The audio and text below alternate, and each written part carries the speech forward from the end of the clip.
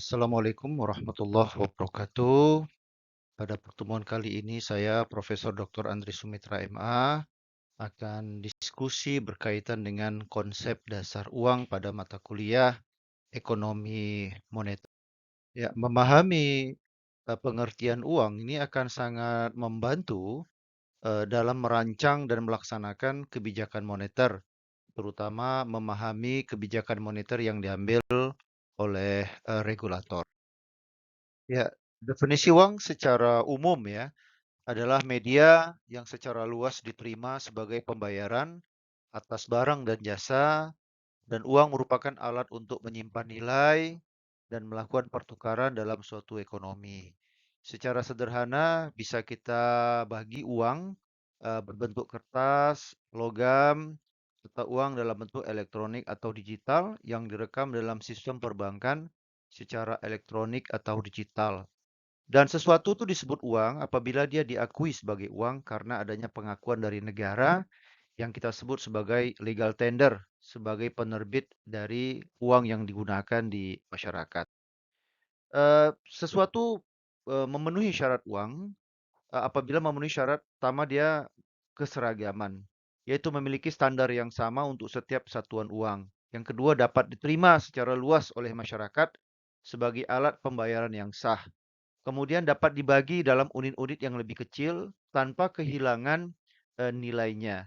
Mulai dari unit yang kecil sampai nanti nilainya sampai ke yang besar. Kemudian tahan lama dan dapat diandalkan ya. Uang harus dapat diandalkan nilainya dari waktu ke waktu. Artinya nilai uang tersebut relatif stabil dan tidak terpengaruh oleh fluktuasi ekstrim atau inflasi yang tinggi. Yang terakhir adalah uang harus mudah diidentifikasi sehingga setiap orang bisa langsung memiliki pemahaman yang sama bahwa barang yang mereka gunakan untuk alat tukaran itu adalah uang. Mungkin ya, ada fitur keamanan khusus ya pada uang kertas atau penggunaan logo dan tanda khusus pada uang-uang baik uang kertas maupun pada uang elektronik atau uang digital. Nah, implikasinya dari syarat-syarat tadi, yang pertama bahwa uang itu berguna untuk efisiensi transaksi.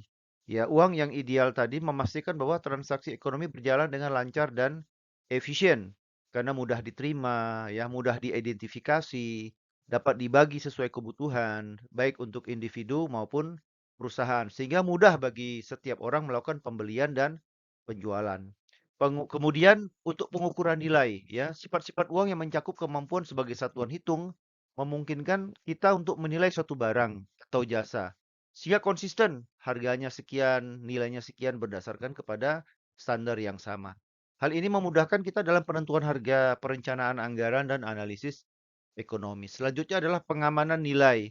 Jadi apabila uang itu dapat diandalkan sebagai penyimpan nilai, maka ini penting bagi masyarakat untuk mempertahankan nilai uang secara relatif dari waktu ke waktu. Sehingga kita bisa menyimpan kekayaan dalam bentuk uang tanpa khawatir nilai dari kekayaan yang kita simpan itu habis atau hilang. Nah, uang secara umum memiliki 4 fungsi, yaitu pertama sebagai alat tukar, di mana uang memfasilitasi pertukaran barang dan jasa dengan menyediakan suatu standar nilai yang diterima secara umum. Jadi kita kalau mau beli makanan, misalnya minuman misalnya, barang tertentu, maka uang bisa digunakan sebagai standar alat tukar. Bisa juga sebagai satuan hitung, di mana uang menyediakan ukuran nilai yang memungkinkan harga-harga barang dan jasa dinyatakan dalam satuan yang mudah dipahami dan dihitung. Misalnya sekeranjang telur, maka bisa kita hitung dengan harga katakanlah 250.000. Maka satuan 250.000 itu menjadi satuan hitung bagi sekeranjang telur tadi. Atau sebagai alat penyimpan nilai, di mana uang memungkinkan setiap orang atau individu untuk menyimpan nilai dan kemudian menggunakannya di masa depan. Kemudian sebagai standar nilai, ya uang menjadi patokan untuk menilai harga-harga barang dan jasa. Nah, uang telah melewati sejarah yang cukup panjang ya. Mulai dari sistem barter primitif hingga penggunaan mata uang kertas dan digital yang sekarang ini sudah modern. Uang juga telah mengalami evolusi dari bentuk-bentuk seperti uang dengan standar logam berharga, emas dan perak, hingga bentuk yang lebih abstrak seperti uang kertas, uang elektronik, dan uang digital. Nah, ini evolusi uang bisa kita lihat ya. Eee, orang awal-awal itu menggunakan sistem barter, lalu menggunakan uang barang. lalu menggunakan uang koin, menggunakan uang kertas, hingga kemudian menggunakan uang elektronik sampai sekarang eranya uang digital. Ya, ini terjadi mengapa? Ya karena orang mencari uang yang lebih efisien, ya lebih memungkinkan terjadinya proses transaksi secara lebih mudah dan secara lebih cepat. Nah, evolusi sistem pembayaran ini menunjukkan bahwa terjadi pergeseran dari pembayaran tunai ke pembayaran elektronik atau biasa kita sebut juga cashless, pembayaran non tunai. Ya, termasuk penggunaan kartu kredit, transfer secara elektronik dan bahkan berkembang menjadi mata uang kripto. Dengan demikian bisa kita pahami bahwa teknologi baru itu telah mengubah cara pembayaran dilakukan dan meningkatkan efisiensi dan kenyamanan setiap kita untuk melakukan transaksi. Nah, eee, secara fisik ya, jenis uang itu ada yang namanya commodity money. Ya, uang yang nilainya didasarkan pada nilai intrinsik dari bahan yang digunakan untuk membuatnya. Nilai intrinsik misalnya emas dan perak. Jadi pada eee, emas dan perak itu secara fisik dia memang sudah punya nilai. Ada fiat money ya, istilahnya ini untuk menentukan uang berbasis kepercayaan. Ditentukan nilainya oleh pemerintah atau otoritas moneter, bukan oleh nilai fisiknya dan tidak didukung oleh komoditas secara fisik.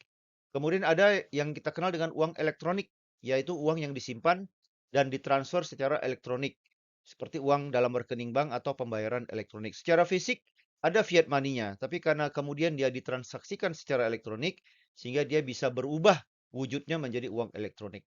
Lalu ada juga uang digital, yaitu bentuk uang yang eksklusif ya, digital, tidak berwujud secara fisik, tapi biasa disimpan dalam file secara digital. Ini yang uang berbasis kripto.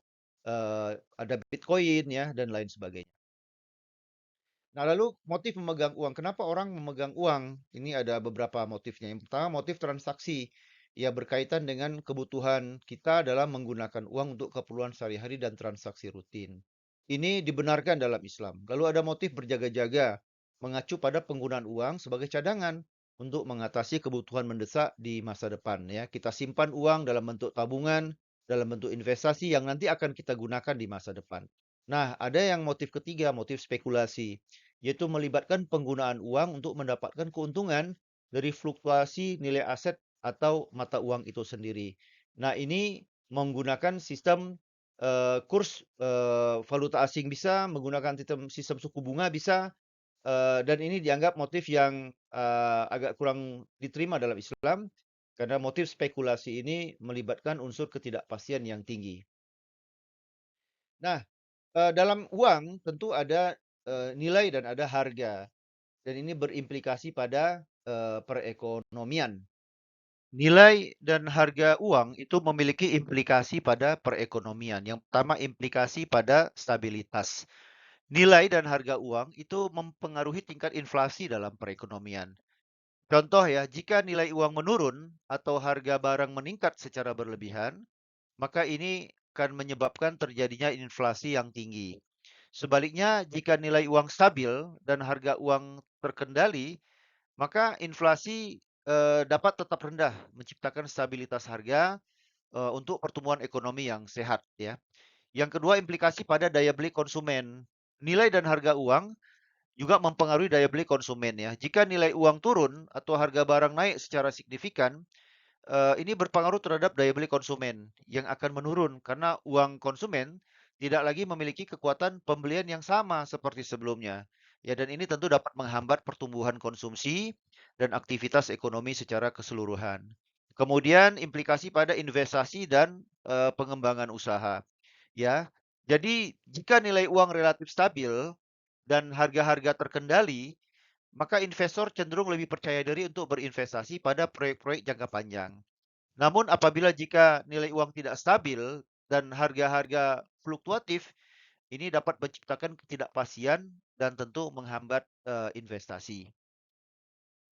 Yang keempat berimplikasi pada ekspor dan impor. Ya, jika nilai uang melemah terlalu banyak, maka barang ekspor itu menjadi lebih murah bagi pasar asing. Ya, meningkatkan daya saing ekspor. Sebaliknya, jika nilai uang terlalu kuat, maka barang impor itu menjadi lebih murah. Yang tentu ini dapat mengurangi daya saing produk-produk dalam negeri. Lalu implikasi pada kesejahteraan masyarakat.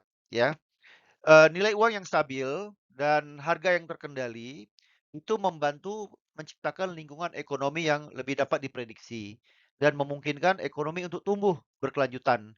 Dan ini tentu akan meningkatkan kesejahteraan masyarakat. Lalu, bagaimana pandangan Islam tentang uang? Dalam sejarah Islam di masa kekhalifahan, uang yang digunakan adalah dinar terbuat dari emas dan dirham terbuat dari perak.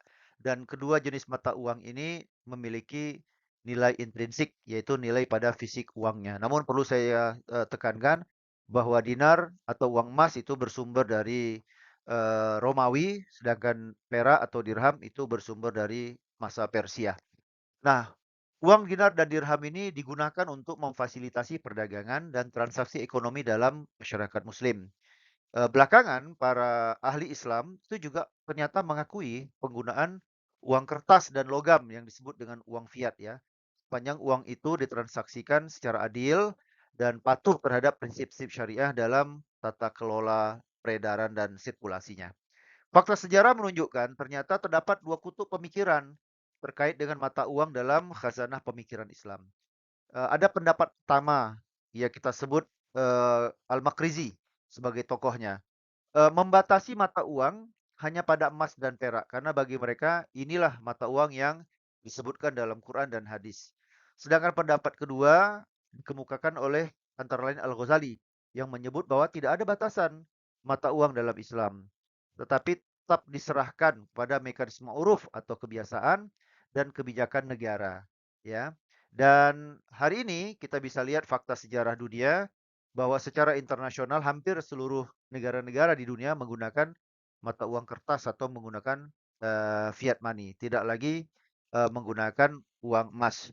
Nah, konsep utama terkait uang dalam Islam, pertama uang sebagai flow konsep, bukan stock konsep. Artinya uang itu harus terus mengalir, ya, tidak boleh dia berhenti berputar, kemudian tidak mengalir ke sektor yang produktif. Yang kedua, uang adalah potential capital, bukan komoditi. Yaitu uang tuh baru bisa menghasilkan keuntungan atau menghasilkan manfaat kalau dia diputar dalam sebuah sirkulasi ekonomi, ya. Bukan komoditas yang bisa menghasilkan keuntungan dengan dirinya sendiri. Yang ketiga, uang adalah milik umum. Ya, money as public goods, bukan milik pribadi, private goods. Artinya apa? Artinya di antara hak orang miskin itu ada di kekayaan orang-orang kaya, ya, di aset orang-orang kaya. Maka sekaya apapun seseorang dalam perspektif Islam, di dalam harta kekayaan itu ada hak orang lain yang harus dikeluarkan dalam bentuk zakat, infak, sedekah, dan lain sebagainya. Oleh karena itu, uang merupakan public goods, ya, barang milik publik yang harus tetap berputar dan beredar di masyarakat.